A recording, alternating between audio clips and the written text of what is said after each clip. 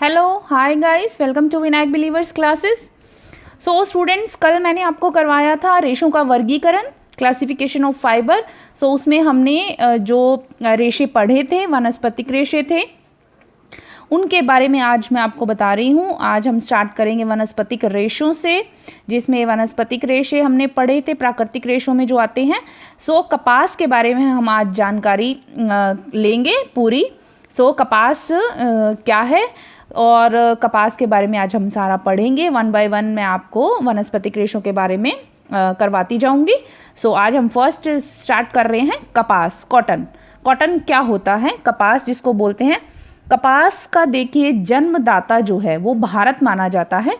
क्यों भारत माना जाता है? क्योंकि कपास के रेशे का जो मूल उद्गम जो था वो स्थान है भारत, यानी शुरुआत जो हुई थी वो भारत से हुई थी, इसीलिए कपास का जन्मदाता भारत को माना जाता है।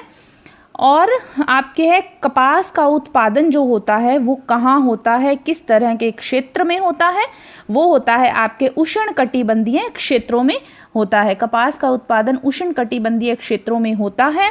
और आपके दक्षिणी अमेरिका हो गया, जैसे दक्षिणी अफ्रीका, वेस्ट इंडीज़ आदि, इन सभी जगह पर जो होता है कपास का उत्पादन किया जाता है, क्योंकि इसके लिए उष्णकटिबंधीय जो क्षेत्र है जलवायु वैसी चाहिए होती है। ठीक है, उसके अलावा हम देखते हैं इसमें आपके जलवायु, कपास के पौधे के लिए किस तरह की जलवायु आवश्यक होती है। जलवायु ऐसी होनी चाहिए, उष्णकटिबंधीय क्षेत्र होना चाहिए जहाँ पर नमी और गर्मी की आवश्यकता ज़्यादा होती है। कपास के पौधे को काली मिट्टी की ज़रूरत होती है। अगर पूछा जाए कि कपास के पौधे के लिए किस मिट्टी की आवश्यकता होती है तो वो काली मिट्टी। और यदि मिट्टी क्षारीय होती है, अगर मिट्टी में क्षार ज़्यादा होता है, क्षारीय होती है, तो वह उत्तम प्रकार का जो कपास है वो उस तरह के रेशे, उत्तम प्रकार के कपास के रेशे आप प्राप्त कर सकते हैं अगर काली मिट्टी जो है वो क्षारीय होती है, क्योंकि इसमें पानी को एब्जॉर्ब करने की क्षमता क्या होती है, ज़्यादा होती है। कपास के पौधे के लिए मिट्टी कैसी चाहिए? आपको क्षारीय मिट्टी चाहिए। क्यों काली मिट्टी चाहिए? और काली मिट्टी अगर क्षारीय होगी तो कपास के पौधे की जो है वो उत्तम रेशे प्राप्त होते हैं कपास के पौधे से, और आपके क्योंकि उसमें पानी सोखने की, एब्जॉर्ब करने की क्षमता ज़्यादा होती है, सो उत्तम रेशे प्राप्त होते हैं। ओके, नाउ आपके देखते हैं हम बीज बोते समय, जब बीज बोते हैं कपास का, उस समय सर्वाधिक वर्षा की आवश्यकता होती है। मीन्स कि कपास के पौधे के बीज कब बोए जाते हैं? जब अधिक से अधिक बारिश हो। समय कितना चाहिए? समय होता है 200 दिन का। कपास का पौधा 1 वर्षीय होता है और 200 दिन लगते हैं इसको पूरा होने में। ठीक है, तो कपास का पौधा कितने वर्षीय होता है? 1 वर्षीय पौधा माना जाता है, क्योंकि इसको पूरा होने में 200 दिन लगते हैं। आगे आपके आता है कपास के जो पौधे हैं वो कितने प्रकार के होते हैं। कपास के पौधे बेसिकली 3 प्रकार के होते हैं, जिसमें बड़ा पौधा आ जाता है, मीडियम आ जाता है, और आपके झाड़ी जैसा ऐसा पौधा होता है जो झाड़ी जैसा रूप लिए होता है। तो ये कपास के पौधे 3 प्रकार के माने जाते हैं। कपास के फूल कैसे होते हैं? कपास के फूल पहले किस तरह कलर के होते हैं? पहले होते हैं ये सफ़ेद कलर के, उसके बाद पक जाता है, जब कपास फूल जब पक जाता है तो उसका कलर कैसा हो जाता है? बैंगनी कलर हो जाता है। ठीक है, उसके अलावा हम देखते हैं वैसे जो कपास कॉटन है उसका कलर जो होता है वो ब्राउन होता है, धीरे धीरे उसका कलर वाइट हो जाता है। लेकिन ये फूलों का जो रंग है पहले सफ़ेद होते हैं, जब ये फूल पक जाते हैं अच्छे से तब इनका कलर क्या हो जाता है? बैंगनी हो जाता है, पर्पल कलर हो जाता है। उसके अलावा कपास को बीज के बाल भी कहा जाता है। कपास को क्या कहा जाता है? ध्यान रखिएगा, पूछा जा सकता है पेपर में कि बीज के बाल किस रेशे को बोलते हैं। सो कपास को बीज के बाल भी कहा जाता है, कपास को बोला जाता है। ओके, कपास के जो सभी तंतु कपास जो होता है वो सभी तंतु, जितने भी तंतु हमने रेशों के कल प्रकार पढ़े, उनमें सबसे छोटा होता है, बिल्कुल बारीक होता है, महीन होता है और मजबूत होता है। कपास का जो रेशा है वो मजबूत होता है, ये ध्यान रखिएगा। और इस वैसे कपास के रेशे को विश्वव्यापी रेशा भी बोला जाता है। तो सभी तंतुओं से छोटा होता है, इसकी लंबाई बहुत कम होती है, ये स्टेपल रेशो में आता है, और महीन बिल्कुल बारीक होता है और मजबूत होता है। संगठन देखिए, संगठन क्या है, वनस्पति से मिल रहा है हमें, तो किस टाइप का है ये रेशा, सेल्यूलोजिक रेशा है। और इसमें कार्बन, हाइड्रोजन और ऑक्सीजन पाए जाते हैं। कार्बन के 6 अणु होते हैं, हाइड्रोजन के 10 अणु होते हैं, ऑक्सीजन के 5 अणु होते हैं। तो ये सारा इसका जो फॉर्मूला बन जाता है C6H10 और O5 इसका जो है बाद में N। सो ये इसका फॉर्मूला बन जाता है। कपास का फॉर्मूला क्या है, C6H10O5N, और आपके सेल्यूलोसिक रेशा है, क्योंकि वनस्पति से मिल रहे हैं तो ऑब्वियसली सेल्यूलोसिक रेशा है। उसके अलावा आपके हम चलते हैं इसमें, देखिए कपास जो है ये आपके 10,000 से अधिक अणु श्रृंखला से जुड़ा होता है। जो इसके अंदर 10,000 से भी अधिक अणुओं की एक श्रृंखला होती है, उससे ये जुड़े रहते हैं। सो ये चीज़ ध्यान रखिएगा आप, आजकल बहुत डीप पेपर में पूछ लिया जाता है। लंबाई पर चलते हैं, कपास के रेशे की लंबाई में आता है आपके आधा इंच से 2.5 इंच, मीन्स कि आधा इंच लंबाई से लेकर 2.5 इंच तक, जिसको हम बोलते हैं 2.5 इंच तक इसकी लंबाई होती है। व्यास कितना होता है कपास के रेशे का, आपके व्यास होता है कपास के रेशे का 16 से 20 माइक्रोन। स्टूडेंट्स ये ध्यान रखिएगा, क्योंकि इस तरह के क्वेश्चन पेपर में आते हैं और पूछे भी जाते हैं। कपास का लंबाई, कपास का व्यास 1 माइक्रोन में कितना, और 1 माइक्रोन में 1/1000 mm होता है। ठीक है, तो ये ध्यान रखिएगा, कपास की लंबाई आधा से 2.5 इंच तक की होती है, कपास के रेशे की लंबाई, और कपास के रेशे का व्यास जो है वो 16 से 20 माइक्रोन होता है। और 1 माइक्रोन में कितना होता है, 1 माइक्रोन कितने के बराबर होता है, वो होता है आपके 1/1000 mm के बराबर। ठीक है, चलिए अब देखते हैं सूती वस्त्र जो है उसकी निर्माण प्रक्रिया क्या होती है। मीन्स की सूती वस्त्र की निर्माण प्रक्रिया में क्या क्या प्रोसेस है, कैसे कैसे स्टेप वाइज चलते हैं उसमें। सो देखिए हम उसमें चलते हैं। सबसे पहले आपके आ जाता है कोय एकत्रित करना, मीन्स की कलेक्शन ऑफ पॉड। सबसे पहले कोय एकत्रित करना। देखिए कपास का जो पौधा होता है उसके ऊपर कोय लगे होते हैं। जब वो पक जाते हैं तब वो फटने लगते हैं। आपने देखा होगा इस तरह की स्ट्रक्चर होती है इसकी। तो जब ये फटने लगते हैं, तब पक जाते हैं और फटने लगते हैं, तब इन्हें हाथ से या फिर मशीन से क्या करते हैं, तोड़ लिया जाता है। और अगर इनको सही समय पर नहीं तोड़ा जाए तो इनका कलर चेंज हो जाता है, ये पीले भी हो जाते हैं, गंदे भी हो जाते हैं। सो कोय एकत्रित करना, इनको भी तोड़ने का एक निकालने का एक टाइम होता है। अगर लंबे टाइम तक नहीं निकाले तो इनका रंग येलो पड़ जाता है। ठीक है, आगे आपके आता है ओटना। आपके ओटना मीन्स होता है गिनिंग। ठीक है, गिनिंग होता है बिनोले अलग करना। जैसे कि आपके इसको आप बिनोले अलग करना भी लिख सकते हैं। ठीक है, बिनोले अलग करना, गिनिंग जिसको बोलते हैं इंग्लिश में। स्टूडेंट्स आप इसके जो नेम्स हैं वो इंग्लिश में याद रखिएगा, ज़्यादा अच्छे से याद रहेगा, क्योंकि हिंदी में थोड़ा सा टिपिकल नेम्स होते हैं। ठीक है, ओटना होता है बिनोलों को अलग करना। जैसे कपास के जो कोय होते हैं, कपास के कोय में जो बीज व रेशे दोनों ही रहते हैं। ठीक है, इन्हें ओटा जाता है, और ओटने का कार्य हाथ और गिनिंग मशीन से करा जाता है, क्योंकि जो कपास के कोय होते हैं उसमें धूल, कण, पत्तियां, लकड़ी, छिलके, इस तरह की चीज़ें होती हैं, उनको अलग करना ज़रूरी होता है। सो ये हाथ से भी कर सकते हैं, मशीन से भी कर सकते हैं, दोनों ही चीज़ों से ये कर सकते हैं।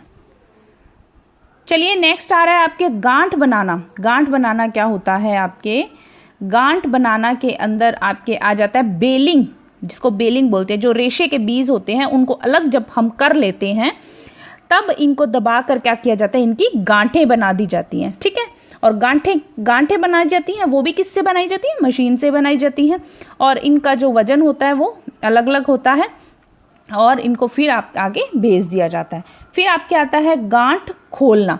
गांठ खोलना और मिलाना means opening of vessels and blending, means कि गांठों को खोलना और मिलाना। जब ये गांठों को खोलना और मिलाना किया जाता है तो जो होती है इनमें समानता आ जाती है। पहले क्या करते हैं, सिर्फ गांठों में गांठें बनाई जाती हैं, उसके बाद जब हम इनको खोलते हैं और इनको अच्छी तरह से मिलाया जाता है तो ये सब एक समान हो जाते हैं। सो इसीलिए ये किया जाता है। सो आपके नेक्स्ट अपन चलते हैं इसमें धुनाई पर। धुनाई क्या होता है, धुनाई होता है, धुनाई का कार्य हाथ और मशीन दोनों से ये देखिए किया जा सकता है। कार्डिंग बोलते हैं इसको।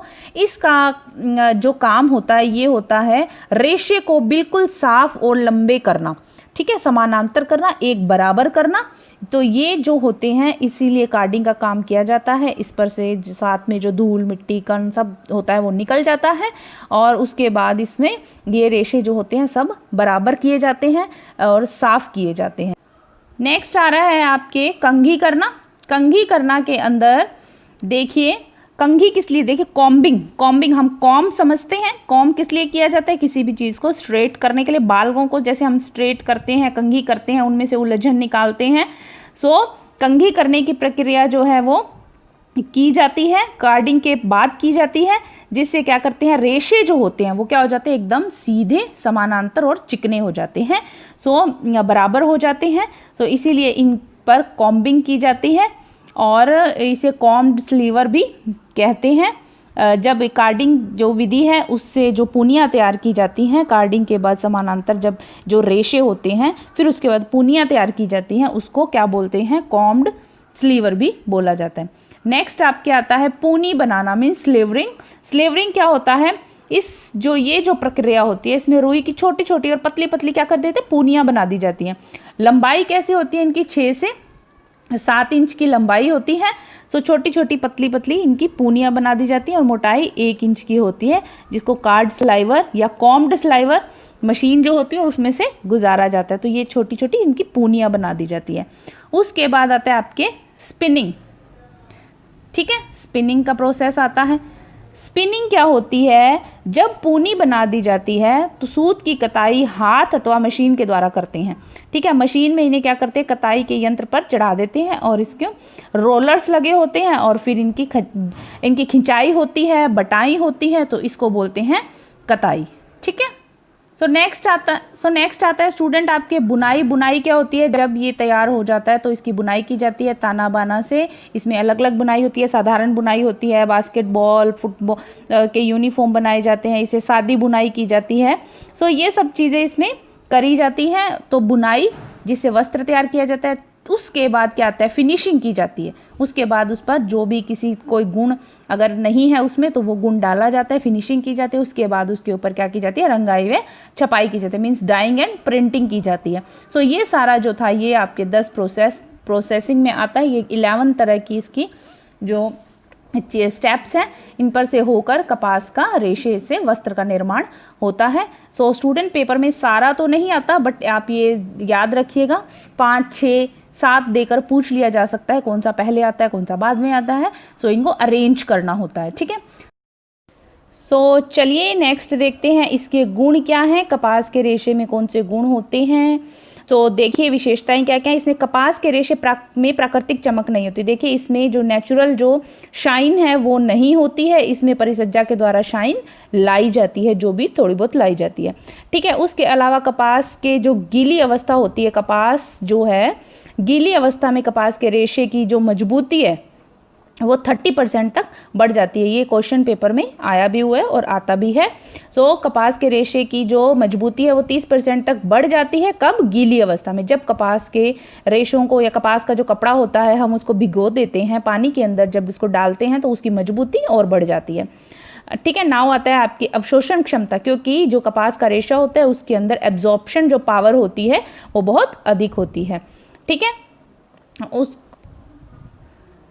नेक्स्ट आपके आता है प्रत्यास्थता व प्रतिस्कंदता का अभाव होता है। बिल्कुल होता है। देखिए कपास का जो रेशा होता है इसके अंदर इलास्टिसिटी नहीं होती है, इंटेंसिटी नहीं होती, क्योंकि इसके अंदर जब कपास के रेशे को हम खींचते हैं तो वो फट जाता है, लेकिन वो ऐसा नहीं है कि भाई आप उसको खींचोगे और खींच जाएगा, इलास्टिक टाइप्स होगा और उसकी वापस वही स्थिति में आ जाएगा, तो ऐसा नहीं होता।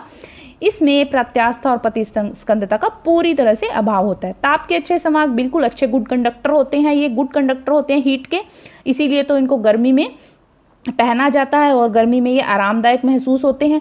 अम्ल का प्रभाव नहीं पड़ता। देखिए जो कपास के रेशे होते हैं, जो कपास का कपड़ा होता है, कॉटन जो होता है, उस पर अम्ल का प्रभाव नहीं पड़ता। अगर ज़्यादा हो तब पड़ता है, अदरवाइज अम्ल का इस पर प्रभाव नहीं पड़ता। लेकिन अगर सांद्र क्षार है उसका इस पर प्रभाव पड़ता है। ठीक है, सांद्र क्षार का प्रभाव इस पर पड़ता है, हानिकारक प्रभाव पड़ता है, लेकिन अम्ल का इस पर प्रभाव नहीं पड़ता। ये ध्यान रखिएगा। ये कुछ एक इसकी विशेषताएं थी जो इम्पोर्टेंट लगी, वो मैंने आपको करवा दिया। सो thank you so much for watching my video. इस तरह मेरे साथ बने रहिए। और आज हमारा कपास कंप्लीट होता है। सो स्टूडेंट, मैं कल आपको लीनन के बारे में जानकारी दूंगी। कल हम पढ़ेंगे लीनन, ठीक है, उसका रासायनिक संगठन क्या है, उसके गुण विशेषताएं क्या, उसका प्रोसेस क्या होता है, ठीक है। So thank you so much for watching my video. God bless you all, bye.